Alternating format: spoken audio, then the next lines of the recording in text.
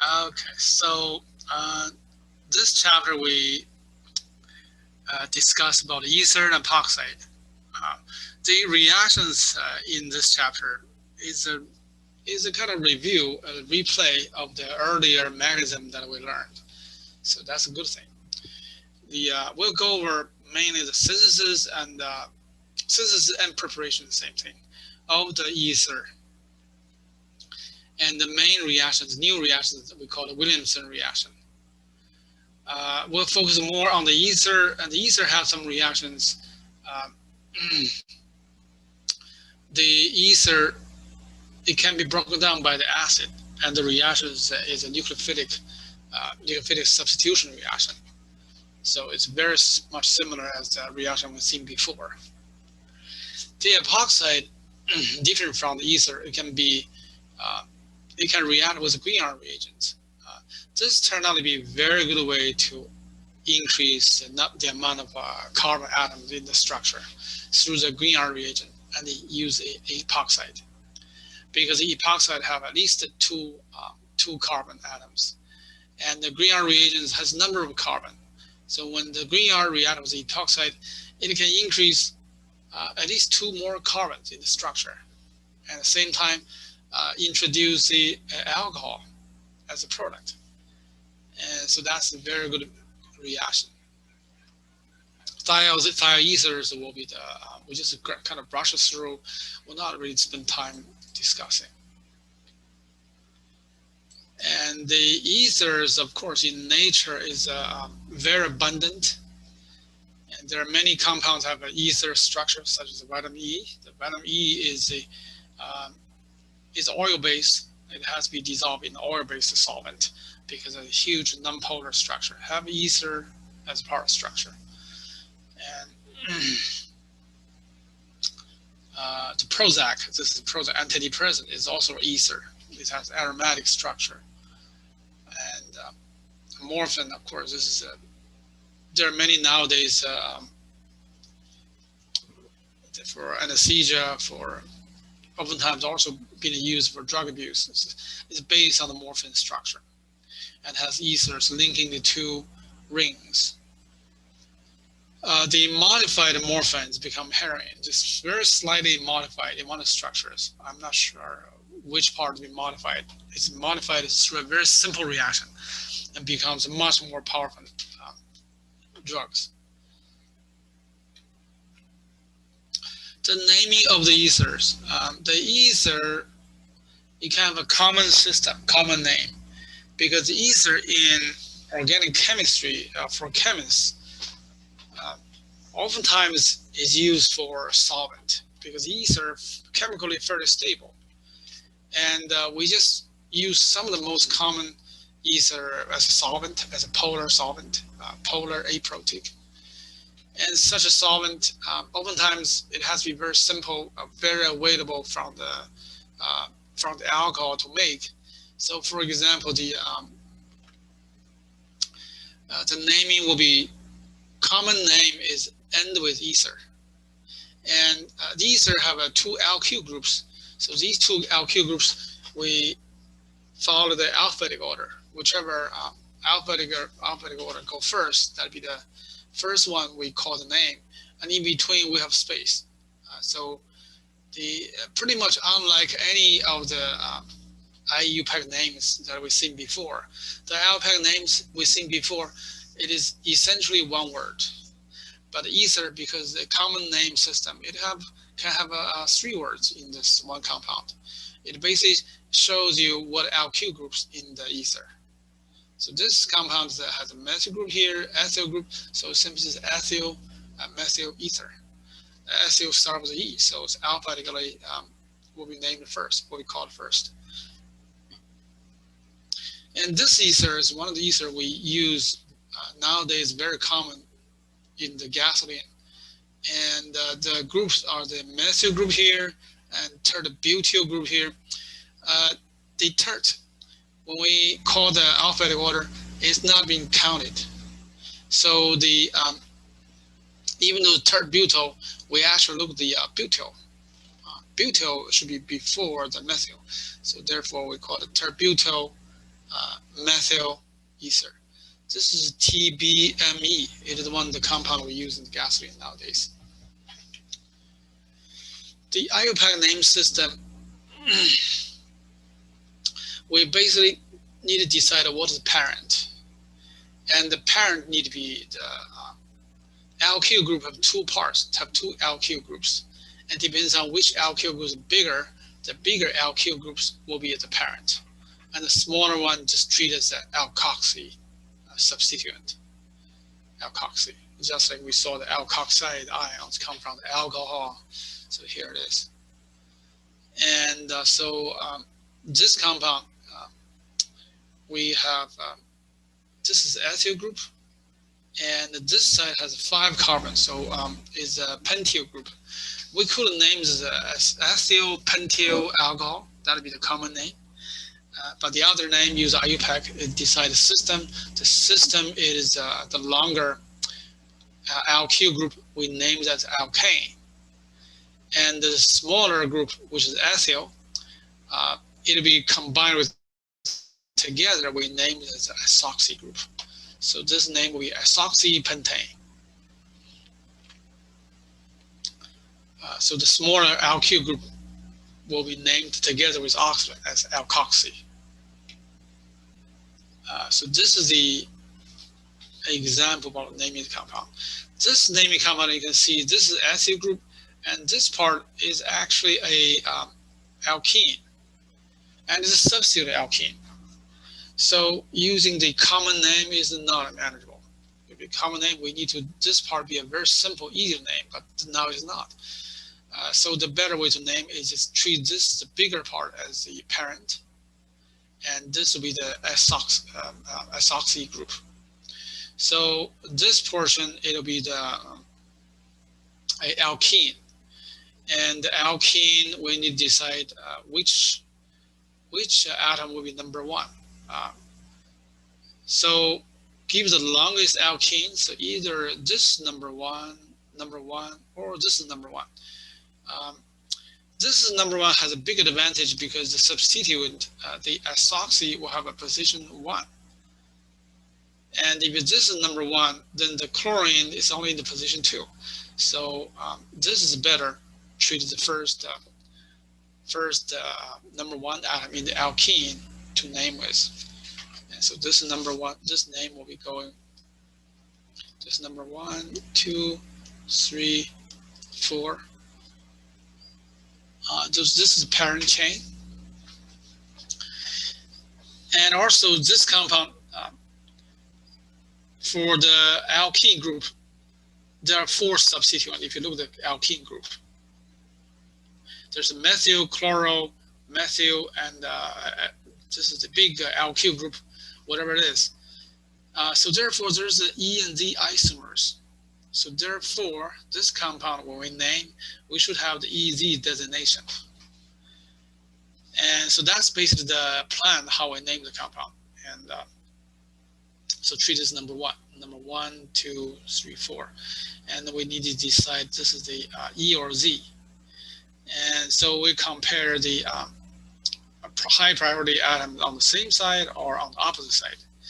Okay, between, I'm going to use circle to circle the high priority groups. Between methyl and chloro, so the chloro should be the high priority, the higher atomic number. And then between this carbon and this carbon, this is methyl group, and this is methyl group attached with more carbons. So this is high priority. And so we name the compound should be named as E. Okay, this is the E. And then we name the parent will be the alkene. So this is number 1, 2, 3, 4. And so the last part of the name is a butene. And for this butene, the double bond is in the position 2, so it's 2-butene. 2-butene or 2-ene. So either way is fine. Even though I prefer the 2-butene better. This would be the parent is 2-butene. And On this butene, there's it is the ethoxy group. Okay, so position 1 has ethoxy group. Position 2 has a methyl group. Position 3 has a chloro. And so the chloro go first. So that'll be the name will be 3 chloro. And on the carbon number 1, there's ethoxy. So start with E. This is methyl. So therefore, the ethoxy go first. 1 ethoxy. And the 2 has a methyl.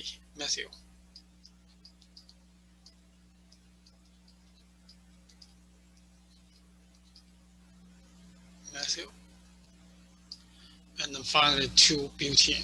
This is a long name. It's combining the alkene naming and ether naming together. And there's an E and Z designation. Okay, so that's the first one. The second one, a little interesting because the second one I Googled on the internet and find out the structure. It's very interesting. In the internet, okay, this is a parent. The parent is a alcohol and also have a double bond. So the parent is the cyclohexene and is the alcohol.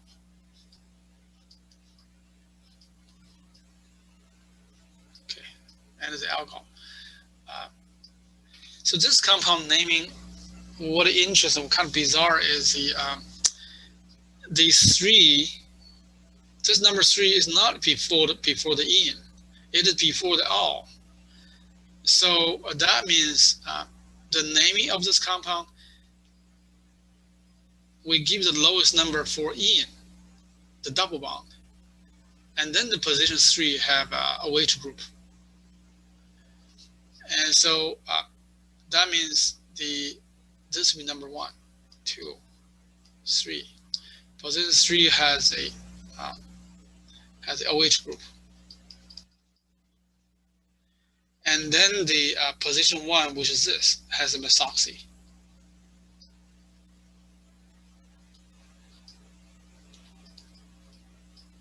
So this will be the structure without the stereochemistry, without the R or S. And then where's R? Okay, there's only one chiral center in this molecule, which is this. This is a chiral center. So basically, we need to put either the hydroxy group as a wedge or a dash to make it R. Anyway, we can use a try and error. Let's try to make it a dash.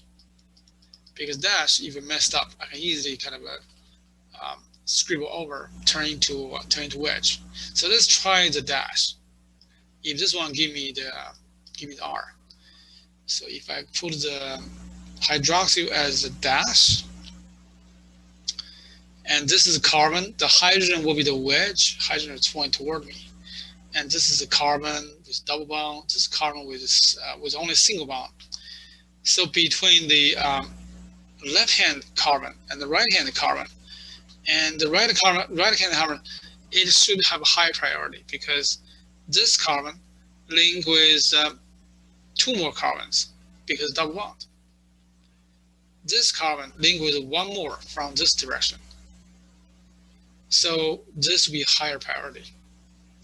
And the order will be A, B, C.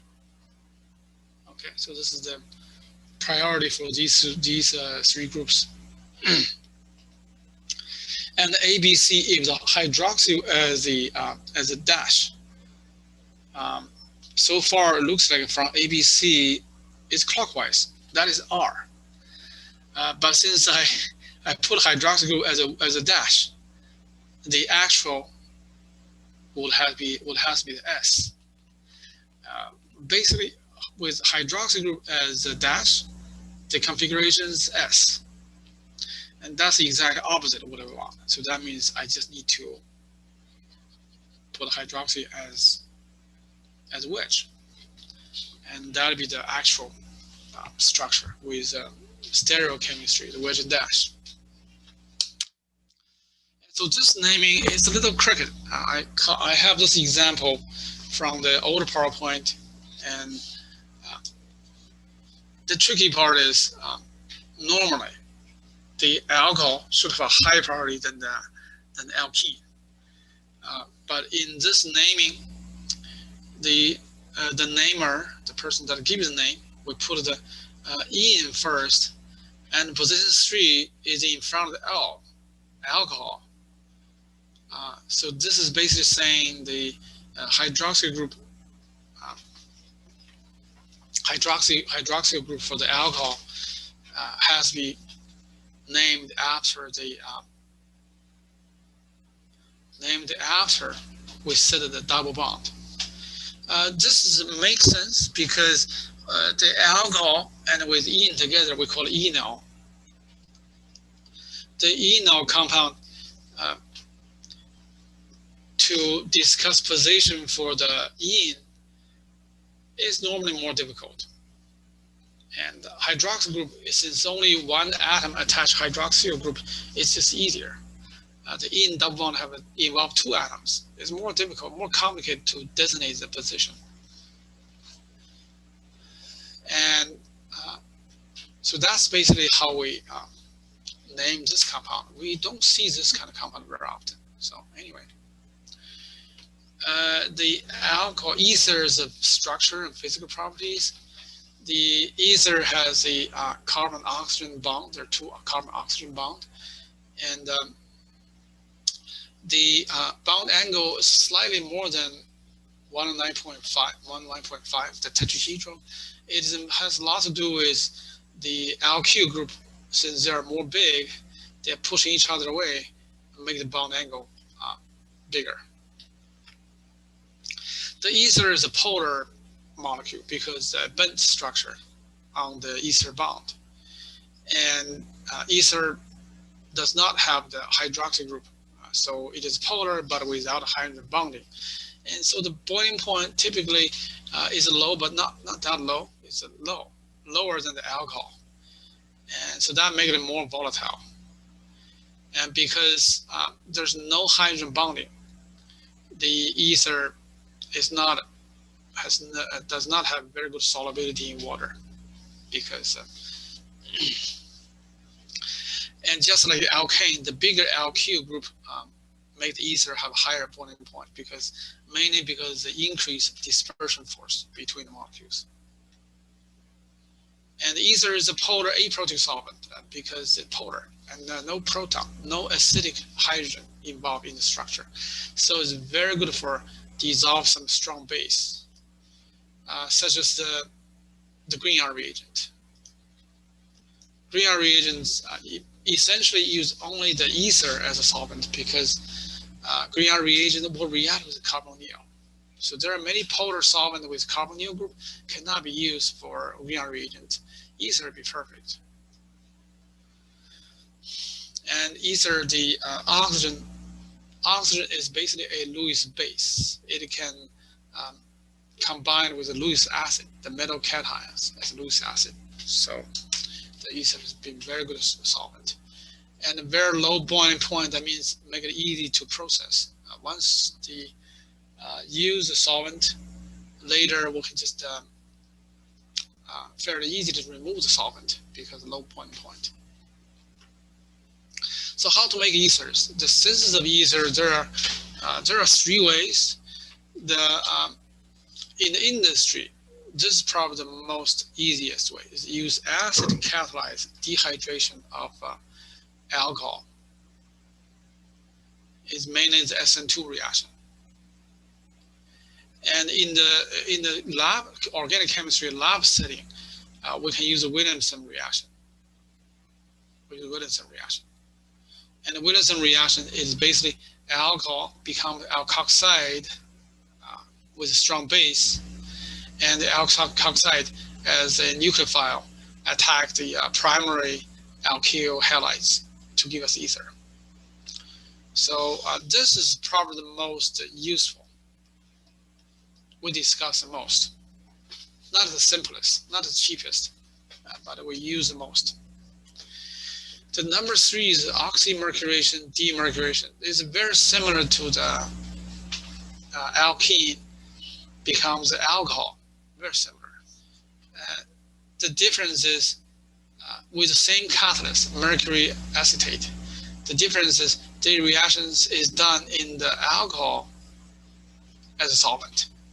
And so therefore, in the very last step, when the nucleophilic attack on the reaction intermediate, which is sort of similar to the copper cation, is the alcohol as nucleophile. So end up from the ether as a product instead. So that's basically the 3 ways to react. The first, use a symmetrical ether to use acid catalyzed dehydration reaction. This reaction is fairly easy, and so can be used for large scale, such as the industry. If you make a special ether as a solvent, where the alkyl group, what kind of alkyl group really doesn't matter. We just need a solvent that is polar without a hydroxy group. And so the easiest way will be just use some alcohol and add a strong acid. Typically it is sulfuric acid in those kind of reactions. And so this reaction is acid catalyzed dehydration because the reaction between the 2 alcohol to become ether means we need to remove the water. And the OH group is not a good leaving group. So remember how we discussed the alcohol goes through the SN1 reaction, becomes alkyl halides. Under the acidic conditions, the hydroxy group can be protonated by the acid, and they become a better leaving group. Now the leaving group is water, no longer the hydroxy group. And so the after protonation give you the protonated alcohol, the other alcohol molecule, active nucleophile, will attack. And so this is the SN2 reaction. And after attack, we water is a leaving group, and now this is basically becomes the intermediate. It is the protonated ether. And so from the protonated ether to become ether, it'll be very simple, because the reaction is carried out in the alcohol. The alcohol acts like a base, remove the proton from the protonated ether, and finally give us the ether as a product. This reaction only works for symmetrical ethers. Asymmetrical, you have 2 different kind of alcohol mixed together. You try to use acid to react, you end up having 3 different ethers. 3 different ethers. There will be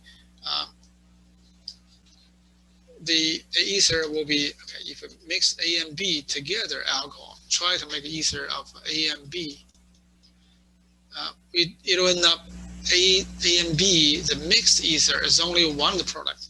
You have this as these 2 as the byproduct. So mixed ether cannot be done with the acid dehydration, acid catalyzed dehydration. So therefore, we have the other way. This Williamson reaction is the most useful if we are to make an ether of a special purpose. This reaction is not cheap because it needs a strong base to make that happen. And the base here is sodium hydride. It's an extremely strong base.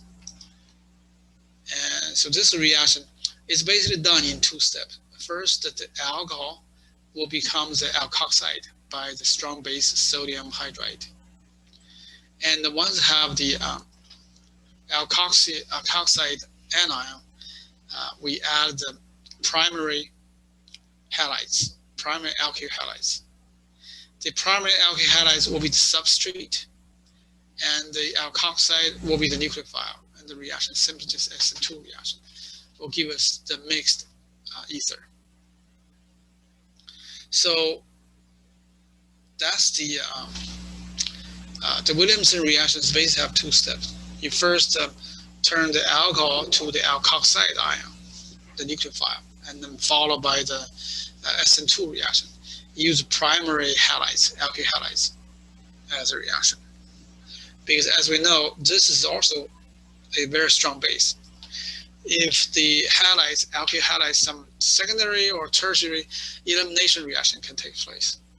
So here we use only the primary halides for the substitution, which give us the ether as product. So this is the Williamson reaction. The substrate alkyl halides, it has to be the primary. It is to avoid the elimination reaction.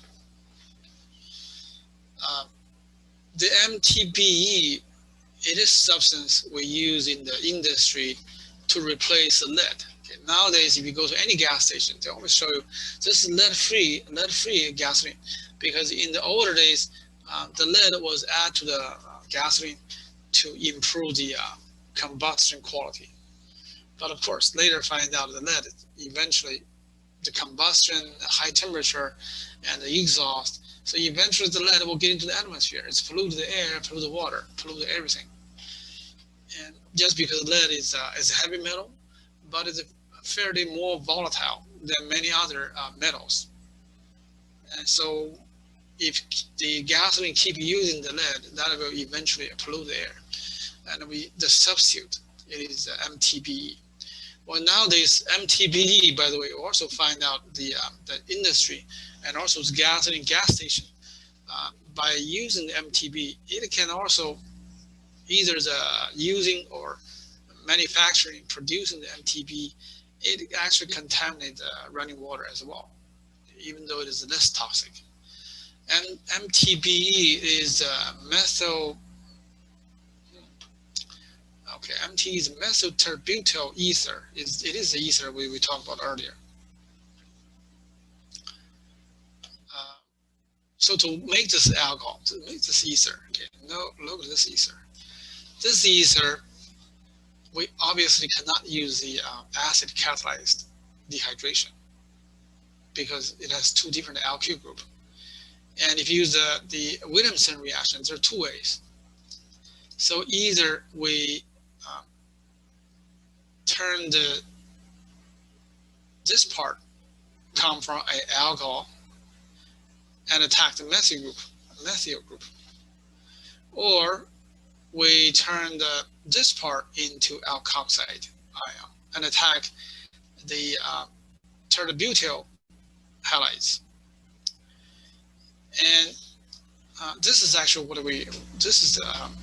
actually that it works. It is we turn the alcohol to alkoxide. So the first step, give you the alkoxide ion. And this as a nucleophile attack the primary methyl iodide. Methyl iodide with iodide as a better leaving group, you get a more efficiency. It's more cheaper to make instead of methyl bromide. And the methyl bromide, by the way, might be a liquid, so there's not complicated things to it. Just made it complicated to work with. So that's one way to react. It is SN2 reaction. That's the second step. Okay, what about the other way? The other way is we turn the methoxide. We make a methoxide first. And with methoxide, this is intermediate in the reaction. This reaction will need to attack the tertiary carbon, SN2 reaction. But we know the strong base, such as methoxide, react with the tertiary halides, will mainly have the elimination reaction instead of a substitution. So that's why this route is not feasible. Will not give us a product. Instead of give us a elimination product. The product would be the 2-methyl propene instead of ether. So anyway, this is the reaction. In the industry, we aim we prepare the MTBE, the additive to the gasoline. So that's the basic principle of the Williamson reaction. It is to avoid the, once you make the alkoxide, you need to avoid the alkyl halide being secondary or tertiary. We should only use primary alkyl halides and this in the second step.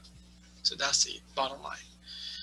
And so let's say we want to use this, make this the ether. We have an acyl group here, this cyclohexyl group.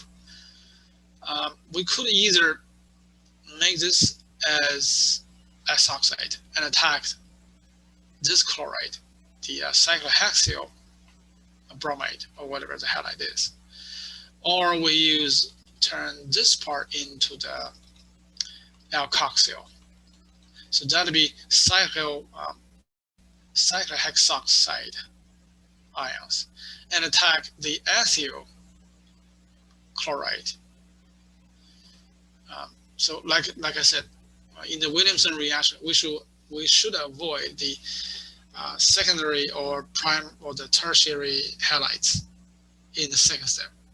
So therefore, turn this S oxide into the nucleophile to attack the cyclohexyl halide. It's not a good idea. So the better way is use this. We make the alkoxide from the cyclohexanol, and then attacks the acyl halides. So that's the plan. We first need to start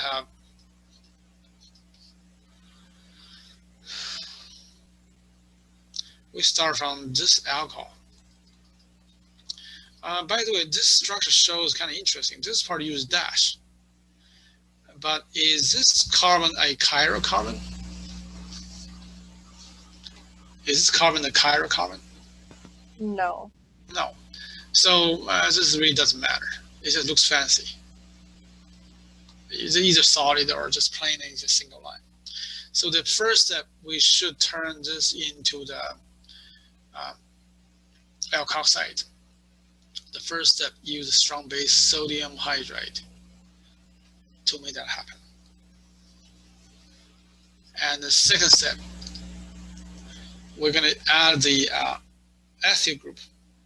So use the acyl bromide or acyl chloride. These are okay. Bromide is better.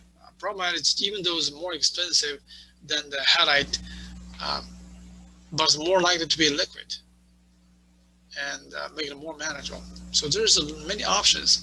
Use iodide. Some of the industry process we use iodide, but iodide is more expensive and much better, much worse pollutant. Just like in our lab. In our lab, the waste will be separated into the halogenated waste versus non-halogenated waste, because halogenated waste is just more expensive to process. So anyway, with this, then will give us the ether that we want, the Williamson synthesis. It can be done with oxymercuration-demercuration. This is very much more expensive, but we just need to kind of know the reaction exists. It's very similar to the alkene goes through the oxymercuration-demercuration to make alcohol. Very similar. And so this is just like we did. Just kind of recall what they did with our alkene becomes alcohol. The reaction is Markovnikov. OH group attached to the carbon with more carbons, and hydrogen attached to the carbon with more hydrogen. So that's basically Markovnikov. And the stereochemistry is anti-addition of hydride. It's anti. Okay, we can use similar reaction to make an ether, and the name there's a little change. We call it alkoxymercuration. It is because the reaction uses mercury as a catalyst, and the solvent is the alcohol instead of water. So you have a very big difference with alcohol as a solvent. And the final product, we get the reaction alkoxy group attached to the carbon with more carbon substituent. So it's also a Markovnikov. And the hydrogen attached is the anti. Regarding ether, by the way, ether in organic chemistry is one of the less useful, and it's almost like a terminal. If you want some functional group, no more change, we'll just turn to ether. So it's one way to make ether, but we'll not spend too much time discussing on this kind of reactions. And so, but we need to know what will be the product? Okay, what will be the product for this kind of reactions? This is the example. Even the reactant is very similar to our alkene reaction, the reactant. There's one question, matching question asked about this. So keep in mind, you can see this is reaction. Instead of water, we use ethanol. So this is the reason why the final product is ether, not alcohol. The reaction goes through the mercurium triangular shaped intermediate, and you have the alcohol as a nucleophile to attack and to form ether. So anyway, the reaction Markovnikov, that means the alkoxyl group will be attached to the carbon, which is on the double bond. The carbon with more substituent and with more carbons will be bind with the alkoxide. And the other carbon simply add the hydrogen. So the reaction would give you this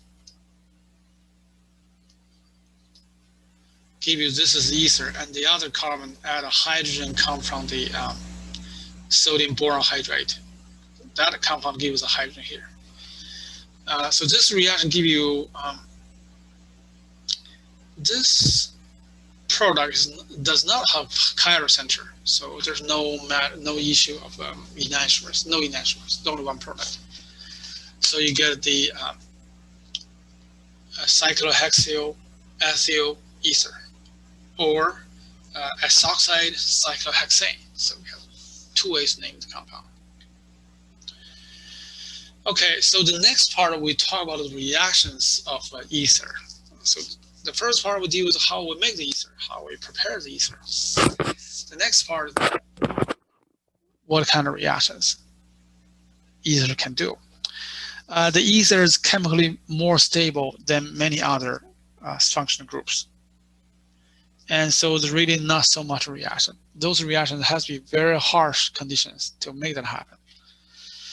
And so the reaction can be involved. It is when we treat the ether with large excess of a concentrated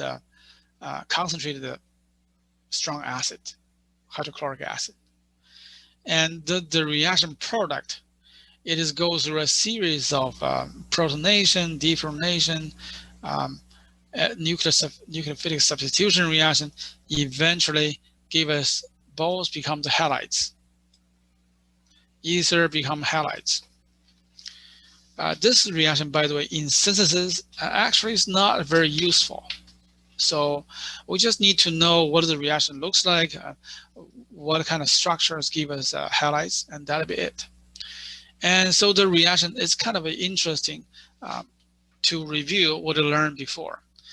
When you have the ether group, which is a very tough, very strong bond, carbon-oxygen bond, is difficult to break. So to break this bond to replace by the halide, the ether has to be activated, become better leaving group, since it's a substitution reaction. And so the first step reaction, it is we use the methyl ether, dimethyl ether as an example how to have this reaction. And so first step is protonation. Once the protonation becomes the protonated ether, it's asymmetrical. So it doesn't matter which way you look. This together, it becomes alcohol, which is a much better leaving group. It's very much similar as the protonation of alcohol form water as a leaving group, same way. And the reaction is SN2 reaction, is a primary alkyl group. And the halide, it is part of the hydrohalide acid. So the halide is nucleophile attack gives us the first halides. And the other product, you can see the alcohol as a leaving group. This will further go through the another round of protonation and the substitution. This part is just like what it did before. When we discussed the alcohol react with hydrochloric acid, goes through the protonation first. Okay, the alcohol become protonated, and now we have a water as a leaving group, and then followed by the nucleophilic attack, the halide attack on the carbon, and finally give us the other. This is the other alkyl halides. And so it's basically same kind of reaction, did it twice on the two different subject. First step did on the ether. The second step, the intermediate product, alcohol, goes through the same cycle, becomes an alkyl group. So this reaction, by the way, it turned most of the ether into two halides. But there are some unique structures, unique ethers. The first of all, if the ether, one of the group is a phenyl group, aromatic phenyl group, this phenyl group will not be able to react with, as a phenol. Phenol will not react with a hydrohalide acid, become phenyl halides. So this reaction, it can only give us the phenol as a final product. Phenol will not go through the reaction, become this. So the reaction on this kind of aromatic ether will get only the one of the alkyl group becomes halides. The benzene ring will not accept the halides so easily, because the benzene rings have very unique stability and unique chemical reactivity. And next semester you will discuss more, see more about the benzene ring, how they react in the reaction, involving the reactions. The other kind of ether is the cyclic ether. So basically, it's like a cyclohexane, cycloalkane, with one carbon replaced by oxygen in the ring. And this reaction eventually becomes one molecule. Okay, and both carbon that was linked with oxygen now becomes a bromide. This reaction, it follows exactly the same 4 steps as we see in the last slide, and exactly same 4 steps. The only difference is the intermediate. The reaction intermediate will get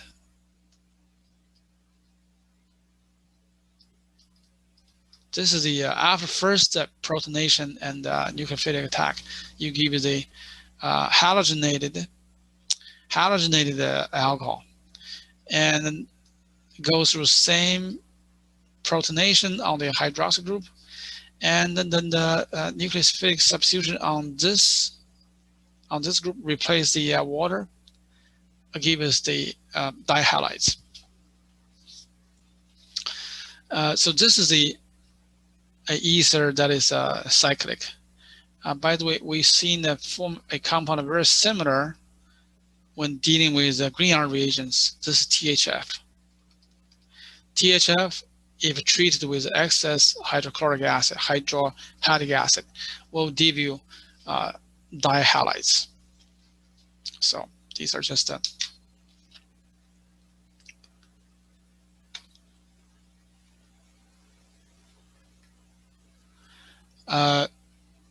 nucleophilic state of halides. Okay, so the reactions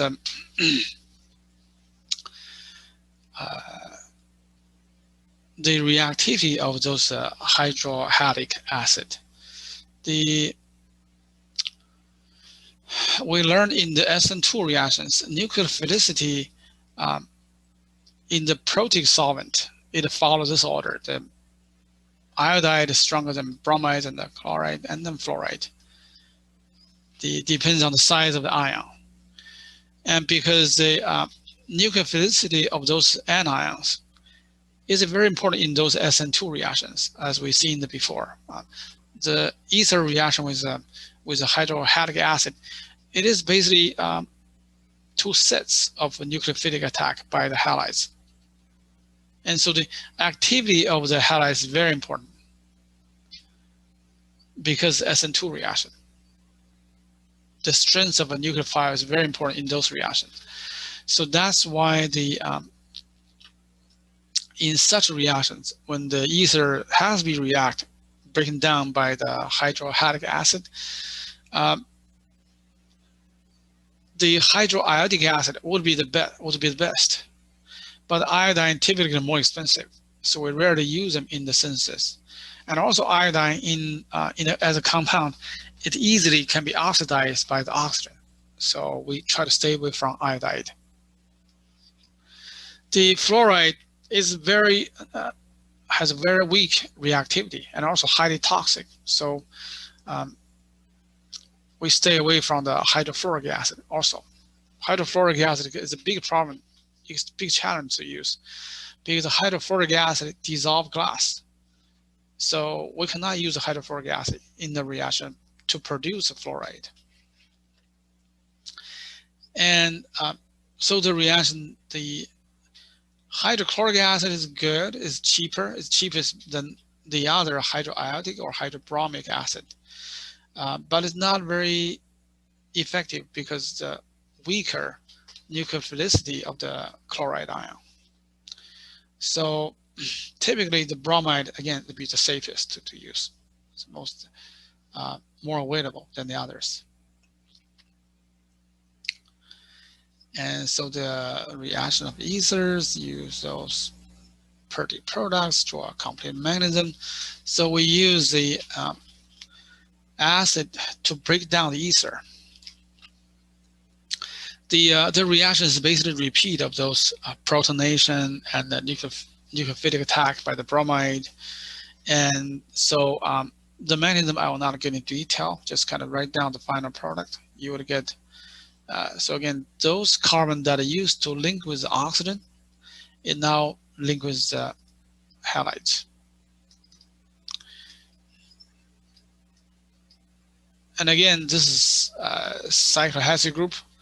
This carbon is actually not chiral, so it really doesn't matter. And this carbon now being linked with bromide. The other product for this reaction is water. So that's the reaction. The reaction mechanisms are basically the 2 sets of protonation and the nucleophilic attack. The ethers are chemically very stable, but the only thing we should be aware about in the lab setting, it is ether since very commonly used as a solvent in organic chemistry. So if you go to any organic chemistry lab in the university, in the research institute, they use a huge amount of ether. But ether has only one problem is it can be oxidized by the air and form the peroxide. It's very slow, but it does form this compound. The peroxide bond is fairly high energy bond. So if you have quite a high concentration of the hydroperoxide in your ether, and then you use this ether untreated for some other reaction, it can be very dangerous, can even cause explosion. So, but in the chemistry lab, we have ways, very easy way to deal with. Basically, we use a very strong reducing agent, such as sodium metal, because sodium metal is the cheapest, most inexpensive alkaline metals, and sodium metal is very, very reactive. Use a sodium metal to boil with the ether, the pre-treated ether, and the sodium metal will react with peroxide structure, eventually recover, becomes the ether. And so that's basically the auto oxidation of the ether.